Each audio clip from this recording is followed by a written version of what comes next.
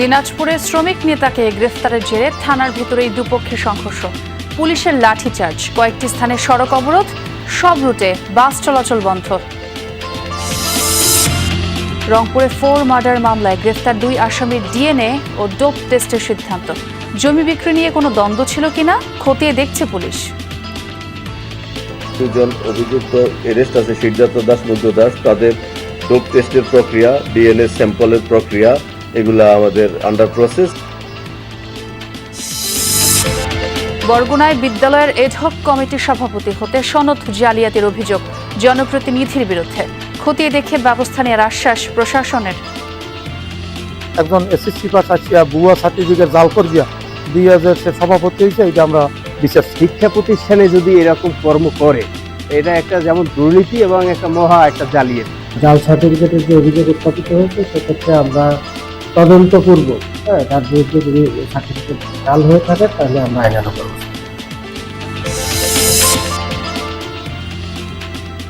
সিরাজগঞ্জের শাহজাদপুরে যমুনা পাড়ে ভয়াবহ ভাঙন, বিলীন শত শত বাড়িঘর, ফসলি জমি। দ্রুত জিও ব্যাগ ফেলার দাবি ভুক্তভোগীদের। হাজার হাজার বিঘে সম্পদ জমিগুলো নদীতে ভাঙ্গনি এলাকা আমাদের, আমরা তো থাকবো কোন জায়গায়, থাকার কিন্তু ব্যবস্থা নাই। বস্তা ফালায়া নদীটা নিয়ন্ত্রণ করা যায়, তাহলে হয়তো এলাকার পকেটে 10টা গ্রামের মানুষ বাইছে যায়।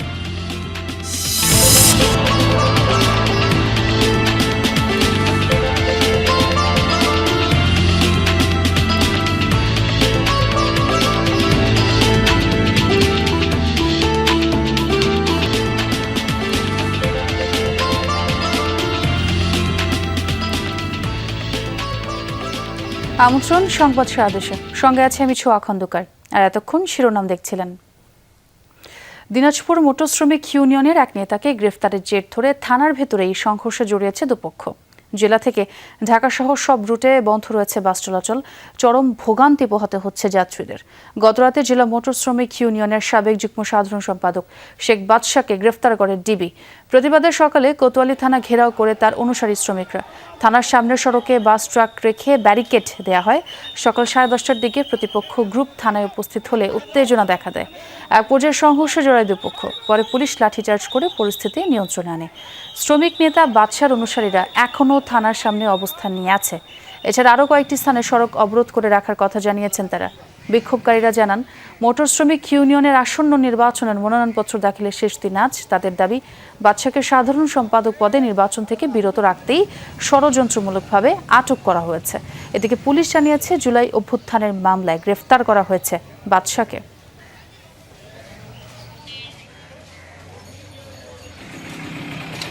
থানায় আছে, আমাদের বাসা ব্যাগে আমরা নিয়ে যাব। এর মধ্যে ইতিমধ্যে বিএনপির কিছু কিছু ছেলে পেলে এইভাবে বাধা করে আমাদের শ্রমিককে মারধর করে। আমরা থানায় আসি যে পরিস্থিতিটাকে নিয়ন্ত্রণ করার জন্য, তাদের সাথে আলোচনার জন্য। তারা অতর্কিতভাবে করে হামলা চালায়। আওয়ামী গোষ্ঠীরা তাদেরকে সমর্থন দিয়ে যাচ্ছে। এখনকার কি পরিস্থিতি সেটি জানবো, সরাসরি যুক্ত হচ্ছি সহকর্মী মাহফুজুল হকের সঙ্গে। মাহফুজ, এখনকার কি পরিস্থিতি দেখছেন আর পুলিশ কি বলছে? হ্যাঁ, আমরা কিছুক্ষণ আগে পুলিশের এএসপি ক্রাইম আনোয়ার হোসেন সাহেবের সাথে কথা বলেছি। তিনি যেটি বলেছেন যে তাকে 5ই আগস্ট পরবর্তী 3টি সুনির্দিষ্ট মামলায় আটক করা হয়েছে। আদালতে পাঠানোর প্রস্তুতি চলছিল। শ্রমিকরা গতকাল থেকে বিক্ষোভ প্রদর্শন করছে তাকে মুক্তি দেওয়ার জন্য। এটি তারা একটি স্বাভাবিক ঘটনাই বলে মনে করছেন। আমি আপনাকে দেখাতে চাই যে এই যে কোতোয়ালি থানার সামনের যে গেটে বিক্ষুব্ধ শ্রমিকরা এখনো কিন্তু সেই একই অবস্থানে রয়েছে, একই দাবিতে তারা বিক্ষোভ প্রদর্শন করছে। থানার সামনে বাস ব্যারিকেড দিয়ে রাখা হয়েছে। তারা তাদের দাবি যে তারা তাদের বাচ্চাকে মুক্তি দিতে হবে। আজ যেহেতু মনোনয়ন ক্রয়ের শেষ দিন ছিল, সেহেতু তাকে গতকালের এই আটকের ঘটনাকে তারা একটি মনে করতেছে, ষড়যন্ত্রমূলক বলেই মনে করতেছে। আমরা একটু দেখাতে চাই, শ্রমিকদের এই আন্দোলন অব্যাহত রয়েছে। তাদের দাবি তাদেরকে মুক্তি দিতে হবে। তাদের একটি দাবি যুক্ত হয়েছে যে এই প্রতিপক্ষ গ্রুপের কিছু সদস্য থানার ভিতরে আছে, তাদেরকে তারা বের করে দিতে বলছে।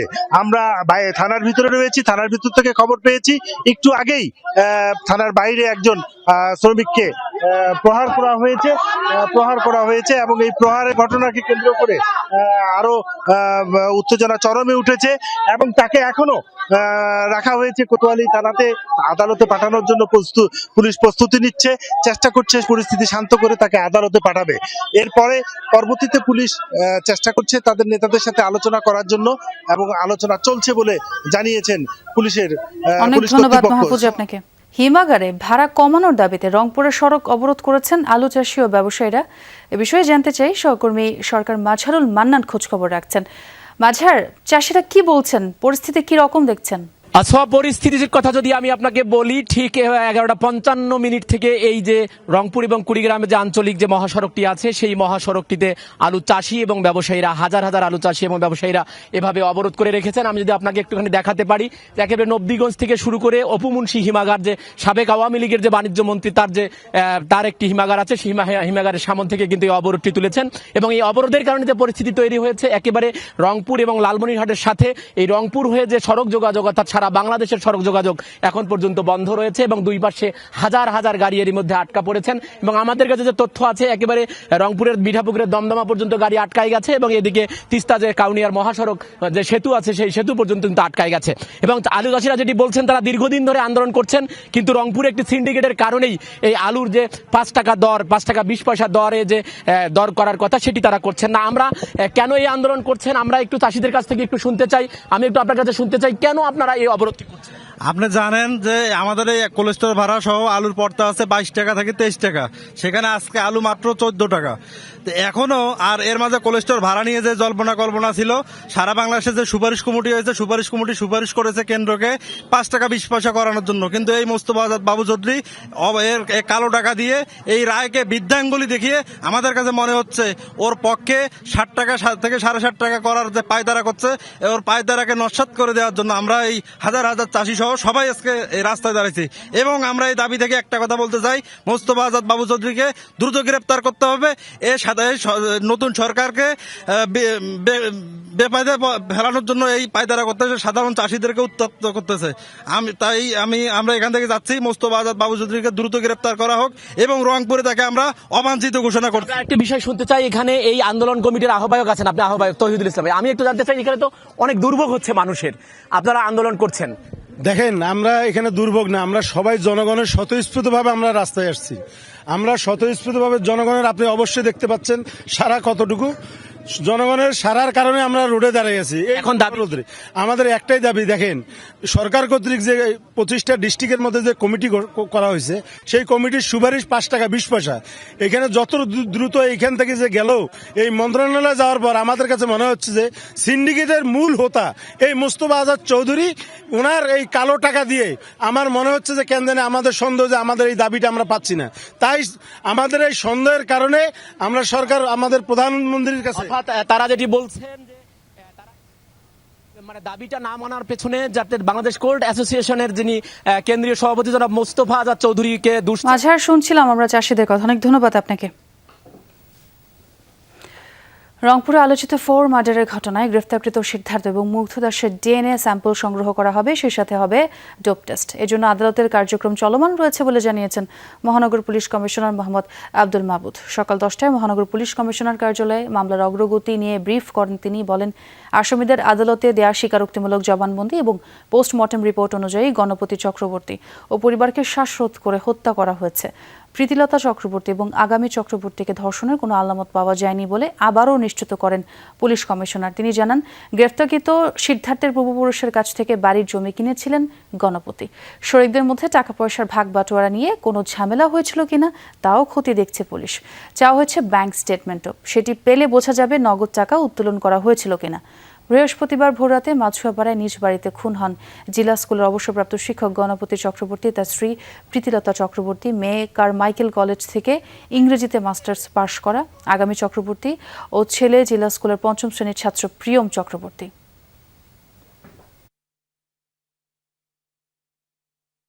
আমাদের যে 2 জন অভিযুক্ত এরেস্ট আছে, সিদ্ধার্থ দাস, মুগ্ধ দাস, তাদের ডোপ টেস্টের প্রক্রিয়া, ডিএনএ স্যাম্পলের প্রক্রিয়া, এগুলা আমাদের আন্ডার প্রসেস। এগুলা বিজ্ঞ আদালতের অনুমতি নিয়ে একটু টেকনিক্যাল কাজ যথাযথ কর্তৃপক্ষের মাধ্যমে এগুলো করতে হয়, সেই প্রসেসগুলো আমাদের চলতেছে।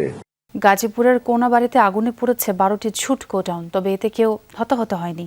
ফায়ার সার্ভিস জানায় ভোর 5:30টার দিকে দেউলিয়াবাড়ি এলাকায় একটি ঝুটের গোডাউনে আগুন দেখতে পান স্থানীয়রা। মুহূর্তের মধ্যে আগুন আশপাশে ছড়িয়ে পড়ে।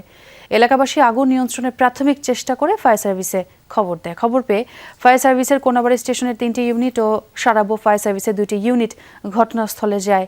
প্রায় 4 ঘন্টা চেষ্টায় আগুন নেভে, তবে এরই মধ্যে পুড়ে যায় ঝুটের 12টি গোডাউন। আগুন লাগার কারণ সম্পর্কে এখনও নিশ্চিত নয় ফায়ার সার্ভিস। এখানে যে জিনিসগুলো আছে, যে ফুয়েল গুলো আছে, সেটা হচ্ছে বাঁশ, টিন এবং কাপড়, তুলা, সুতা, এই জিনিসগুলা ফুয়েল আকারে ছিল। যার ফলে আপনারা জানেন যে অল্প টেম্পারেচার এবং বাতাস সবগুলা মিলে আমাদের মোটামুটি একটু ব্যাক পেতে হয়েছে। শিক্ষা প্রতিষ্ঠানের এডহক কমিটির সভাপতি হতে ন্যূনতম শিক্ষাগত যোগ্যতা স্নাতক বা সমমানের পাশ। বরগুনার পাথরঘাটায় একটি বিদ্যালয় কমিটির সেই চেয়ারে বসতে সনদ জালিয়াতির অভিযোগ উঠেছে ভারপ্রাপ্ত ইউপি চেয়ারম্যানের বিরুদ্ধে। এ নিয়ে স্থানীয়ভাবে ব্যাপক চাঞ্চল্য তৈরি হলেও অভিযুক্তের বিরুদ্ধে দৃশ্যমান কোনো ব্যবস্থা নেয়নি প্রশাসন কিংবা শিক্ষা বোর্ড। বরগুনার পাথরঘাটা উপজেলার হারিটানা আদর্শ মাধ্যমিক বিদ্যালয় গত 30 জুলাই বরিশাল শিক্ষা বোর্ড বিদ্যালয় পরিচালনা পর্ষদের 4 সদস্যের এডহক কমিটি অনুমোদন দেয়। সভাপতি হন পাথরঘাটা সদর ইউনিয়নের ভারপ্রাপ্ত চেয়ারম্যান সগির আলম। সংশোধিত প্রবিধানমালা অনুযায়ী এডহক কমিটির সভাপতি হওয়ার ন্যূনতম শিক্ষাগত যোগ্যতা স্নাতক বা সমমানের পাশ। স্থানীয়দের অভিযোগ, অন্যজনের স্নাতক পাশের সনদ জাল করে কমিটির সভাপতি হয়েছেন ভারপ্রাপ্ত চেয়ারম্যান। সগির আলমের জমা দেওয়া সনদটি উন্মুক্ত বিশ্ববিদ্যালয়ের। শিক্ষার্থীর আইডি নম্বর দিয়ে অনলাইন রেকর্ডে দেখা যায় 2015 সালে স্নাতক পাশের সনদটি পাথরঘাটার হাজী জালাল উদ্দিন ডিগ্রি কলেজের শিক্ষার্থী আবুল কালাম আজাদের। শিক্ষক যারা, তারা শিক্ষিত লোকেরাই নিয়ন্ত্রণ করবে। সে জায়গায় যে একজন এসএসসি পাস আসিয়া ভুয়া সার্টিফিকেট জাল করিয়া দিয়ে যে সে সভাপতি হয়েছে, এটা আমরা বিচার চাই। শিক্ষা প্রতিষ্ঠানে যদি এরকম কর্ম করে, এটা একটা যেমন দুর্নীতি এবং একটা মহা একটা জালিয়াতি। এর বিরুদ্ধে কঠোর শাস্তি ব্যবস্থা করা উচিত। বিদ্যালয়ের প্রধান শিক্ষক জানান, সভাপতি পদে 3 জনের নাম প্রস্তাব করে উপজেলা নির্বাহী কর্মকর্তার কাছে পাঠানো হয়। সেই সময় শিক্ষাগত যোগ্যতার সনদ যাচাই করা হয়নি বলে দাবি তার। সার্টিফিকেট যেভাবে জমা দিয়েছে, আইডি কার্ড আর সার্টিফিকেট, আমরা ওই আবেদনের সাথে যেভাবে কাগজ আছে সেইটাই গাইছে ইউনো মহোদয় বরাবর আমরা জমা দিয়ে দিচ্ছি। না, যাচাই বাছাই চিঠি তো আমাদের সেইভাবে যেটা যাচাই বাছাই করার সে কথা ওইভাবে লেখা নেই, আর আমরা যাচাই বাছাই আমরা করিও না। 2015 সালের একটি রাজনৈতিক জীবন বৃত্তান্তে নিজেকে এসএসসি পাস বলে উল্লেখ করেন ভারপ্রাপ্ত চেয়ারম্যান সগির। জাল সনদের অভিযোগের বিষয়ে কথা বলতে ইউনিয়ন পরিষদে গেলে পাওয়া যায়নি তাকে। মুঠোফোনে যোগাযোগ করা হলেও কথা বলতে রাজি হননি তিনি।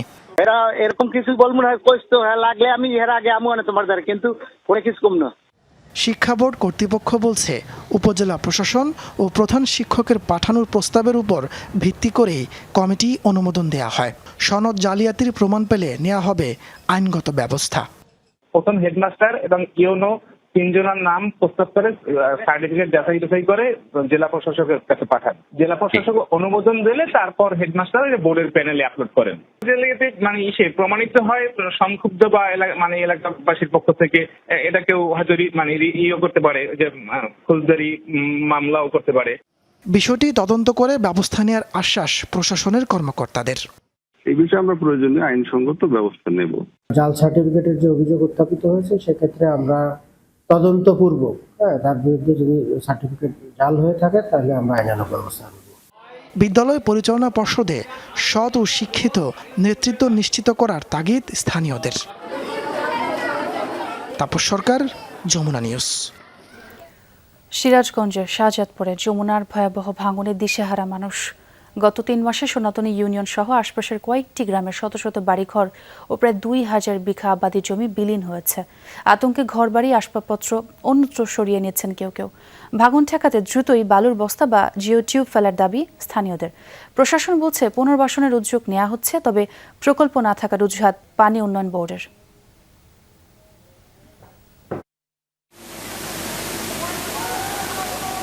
রাক্ষসী যমুনার একের পর এক আঘাতে পাল্টে যাচ্ছে সিরাজগঞ্জের শাহজাদপুরের সনাতনী ইউনিয়নের চিত্র। শ্রীপুর, ধিতপুর, কুরশি ও বারপাখিয়া সহ গালা ইউনিয়নের মোহনপুর ও হুদকোরা গ্রামেও বর্ষা শুরু থেকেই চলছে তীব্র ভাঙন। গত ৩ মাসে এসব এলাকায় নদীগর্ভে বিলীন হয়েছে শত শত বাড়িঘর এবং প্রায় ২,০০০ বিঘা আবাদি জমি। সবচেয়ে বেশি ক্ষতিগ্রস্ত কুরশি ও ধিতপুর। 2 সপ্তাহে নদীতে চলে গেছে 2 শতাধিক বসতবাড়ি। ৭০-৭২টাই ইউনিয়নে স্কুল আছে, সব ভবনগুলো নিলাম হয়ে গেছে। হাজার হাজার বিঘে সম্পদ জমিগুলো নদীতে ভেঙে গেছে। সুন্দর করে বাজার ভেঙে গেছে, বাজারে একটা চাষটল ছিল ওটাও ভেঙে গেছে। এখন আমরা দরিদ্র হয় এমন হয় অবস্থায় আছি যে না খাওয়া দিন চলে যেতেছে। বস্তা ফালায়া নদীটা নিয়ন্ত্রণ করা যায় তাহলে হয়তো এলাকার অগেতে 10টা গ্রামের মানুষ বাইসে যায়। নদী ভাঙনে সর্বস্ব হারিয়ে এখন আশ্রয়হীন পরিবারগুলো। কারো ঠাঁই হয়েছে পলিথিনের ছাউনিতে, কেউ আবার থাকছেন ভাঙা ঘরেই। ভাঙন রোধে দ্রুত ব্যবস্থা নেওয়ার দাবিতে নদী তীরে মানববন্ধন ও বিক্ষোভ করেছেন স্থানীয়রা। এই নদীতে বান্ধে দেওয়ার কথা শুনতেছি, একটা বছর ধরে আশায় লইলাম, আর এই নদীতে আমাদের বান্ধে দিল না। আমরা নদীতে বান্ধা চাই। মুর্শিদাবাদের নদীতে আমাদের গ্রামটা একবারে নদীতে ভাঙে বিলীন হয়ে গেছে। বাঙ্গনি এলাকা আমাদের, আমরা তো থাকবো কোন জায়গায়? থাকার কোনো ব্যবস্থা নাই। তাহলে এই নদীটা যদি ভাঙে যায় আমরা ঘর বাড়িলে কোন জায়গায় থাকবো? পানি উন্নয়ন বোর্ডের কাছে আমার একটা দাবি, যদি আমাদের নদীতে বান্ধে দেয় আমার একটু সুখে শান্তি থাকতে পারবো আর কি। নদী ভাঙনে ক্ষতিগ্রস্তদের পাশে দাঁড়ানোর কথা জানিয়েছে উপজেলা প্রশাসন। তবে ভাঙন ঠেকাতে স্থানীয়দের বালুর বস্তা ফেলার দাবির বিষয়ে প্রকল্প না থাকার অজুহাত দিয়েছে পানি উন্নয়ন বোর্ড। সরকারের পক্ষ থেকে যে সহায়তা, এগুলোর তাৎক্ষণিক ব্যবস্থাও নেওয়া হয়েছে এবং সরকারের পক্ষ থেকে সহায়তা অব্যাহত থাকবে। 3.5 কিলোমিটার, 2 কিলোমিটার, 2.5 কিলোমিটার, এক এক জায়গায় এক এক রকম লেন্থ। আসলে চরে এত লেন্থের ভিতরে এই যে জরুরি কাজ বাস্তবায়ন করা আসলে টিকানো মুশকিল। এরই মধ্যে যমুনা কেড়ে নিয়েছে অনেকের ভিটেমাটি, বসতঘর, আবার কেউ হারিয়েছেন জীবনের শেষ সম্বলটুকুও। অসহায় এইসব মানুষদের একটাই চাওয়া, ভাঙন রোধে দ্রুত ব্যবস্থা নেবে সরকার। শামস তাবরিজ উচ্ছ্বাস, যমুনা নিউজ। টাঙ্গাইলের ভুয়াপুরে পিকআপ ভর্তি মেয়াদোত্তীর্ণ সরকারি ওষুধ জব্দ করা হয়েছে। আটক করা হয়েছে গাড়ির চালককে। স্থানীয়রা জানায়, গত মধ্যরাতে গোবিন্দাসী টি রোড সংলগ্ন এলাকায় মাল বোঝা একটি পিকআপ দেখে সন্দেহ হয় তাদের। এ সময় চালককে আটক করেন তারা, তবে পালিয়ে যায় বাকিরা। জিজ্ঞাসাবাদে পিকআপ চালক জানায়, ঘাটাইল উপজেলা স্বাস্থ্য কমপ্লেক্সের মেয়াদোত্তীর্ণ সরকারি ওষুধ যমুনা নদীতে ফেলার জন্য হাসপাতাল কর্তৃপক্ষ তাকে ভাড়া করেছে। আগেও একইভাবে সরকারি ওষুধ যমুনা নদীসহ একাধিক স্থানে ফেলা হয়েছে বলেও জানান তিনি। খবর পেয়ে ওষুধসহ পিকআপ জব্দ ও চালককে আটক করে পুলিশ। এই ঘটনায় আইনগত ব্যবস্থা প্রক্রিয়াধীন।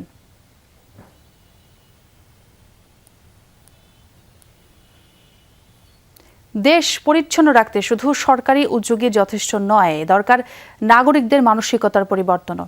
অথচ যেখানে সেখানে ময়লা ফেলে পরিচ্ছন্ন পরিবেশ নষ্ট করা অভ্যাসে পরিণত হয়েছে নাগরিকদের। এমন বাস্তবতায় অভ্যাস বদলে ছোটবেলা থেকেই শিক্ষার্থীদের মধ্যে পরিচ্ছন্নতা, সামাজিক দায়িত্ববোধ ও আত্মনির্ভরশীলতার চর্চা গড়ে তুলতে ময়মনসিংহে শুরু হয়েছে ব্যতিক্রমী উদ্যোগ ক্লিন সানডে। জেলা 5,000 স্কুলে 1.5 মাস ধরে চলছে এই কর্মসূচি। সফলতা দেখে শুধু ময়মনসিংহ নয়, দেশব্যাপী সব শিক্ষা প্রতিষ্ঠানে এমন উদ্যোগ চালুর পরামর্শ দিচ্ছেন সংশ্লিষ্টরা। আমার পকেটে যদি হাত দেন, এই দেখেন টিস্যু বের হবে আমার পকেট থেকে।